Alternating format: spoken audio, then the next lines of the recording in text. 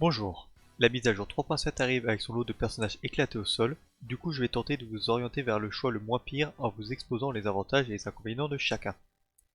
Tout d'abord nous allons commencer par Yoimiya. C'est la meilleure DPS pyro du jeu. Elle possède des dégâts colossaux en multi-cibles, c'est la meilleure dans ce domaine. Ses tirs chargés sont dévastateurs. Sa portée est très élevée, c'est un sniper le truc.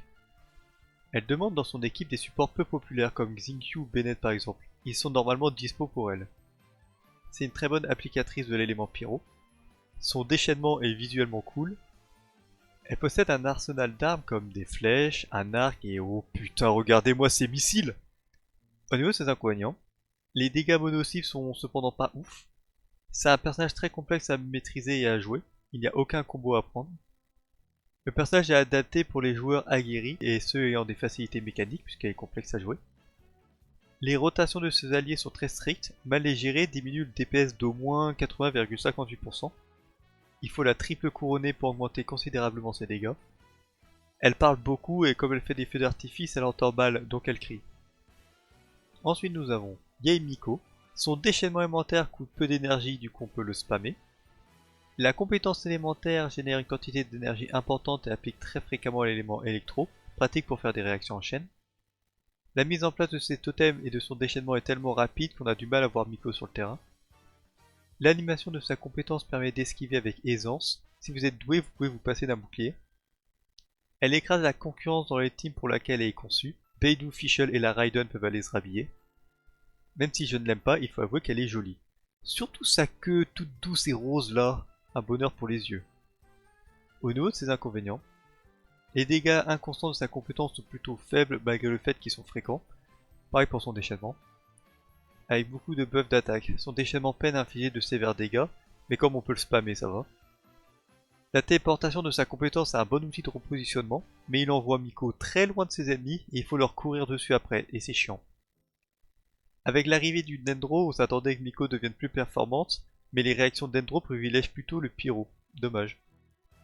Elle a été accusée de trafic de gnosis avec un enfant au gros chapeau à Inazuma. Nous avons Kazuha, le BG bohémien. Pour maximiser ses dégâts, des pièces d'artefacts en maîtrise élémentaire sont nécessaires. Comme la maîtrise élémentaire ne sert à rien, vous avez probablement beaucoup d'artefacts qui en possèdent. Les animations de ses sorts sont très rapides, on ne s'ennuie pas avec lui. Ses concurrents du même élément sont souvent écrasés par sa puissance, il performera mieux qu'eux dans tous les scénarios. Il ne nécessite pas une bonne connaissance des rotations ou des mécaniques du jeu pour être utilisé au maximum de son potentiel. Rouler votre tête sur le clavier reviendra au même résultat.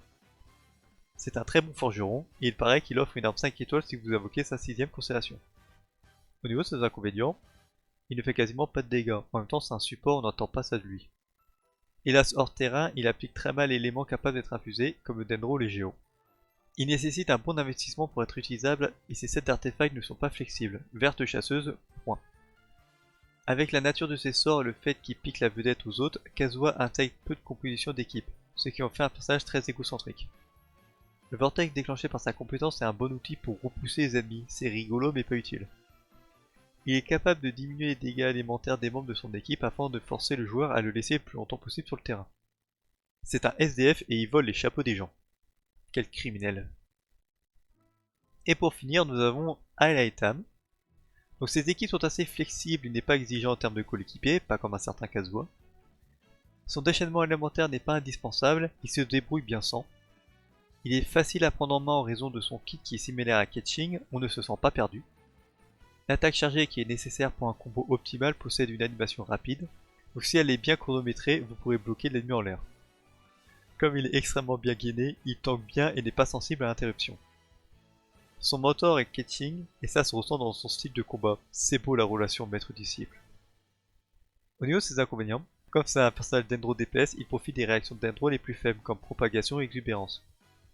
Pour couronner le tout, c'est un très mauvais applicateur d'Endro.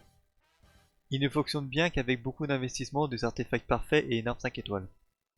C'est le seigneur de la flemme. Pour vous dire, il a organisé un coup d'état à Sumeru pour pouvoir se la couler douce car le précédent chef le faisait travailler trop. Faut pas le chercher à Alaitam. Donc voilà, j'espère que cette vidéo n'aura absolument aucune incidence sur votre choix de personnage. Allez, ciao!